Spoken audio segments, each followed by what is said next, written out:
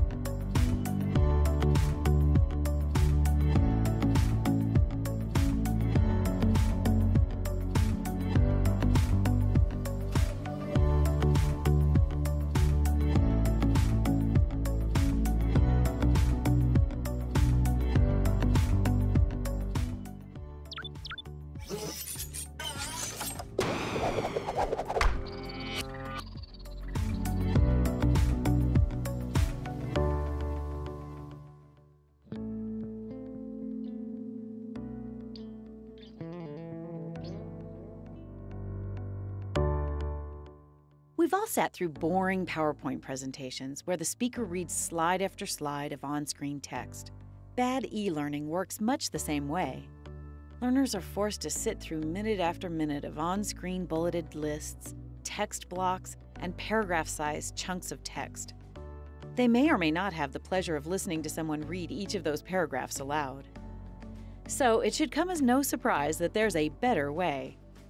Mayer's multimedia principle tells us to use words and pictures instead of just words alone. This is a foundational principle for all good e-learning design. Let's look at it in action. Say you have a client who needs to teach his employees how to follow the steps in a process. He's using a common stacking toy to demonstrate how important it is to do each step in the correct order. He's sent you this content slide for development. Now, you could develop this very simply by having the narrator read each step and use an on-screen fade to display each step as it's read. Assembly instructions. Unpack the stacking cups. Place the blue cup on the bottom. Place the green cup on top of the blue cup. But that's not very effective learning. If you watched this slide and then had to complete a quiz about the process, would you remember where the green cup goes? And what the final cup color was? Probably not. If the point was to teach a process, you'd more than likely fail. Not because the content isn't accurate, but because it wasn't presented in a way that encouraged learning. The multimedia principle teaches us to use pictures to support learning.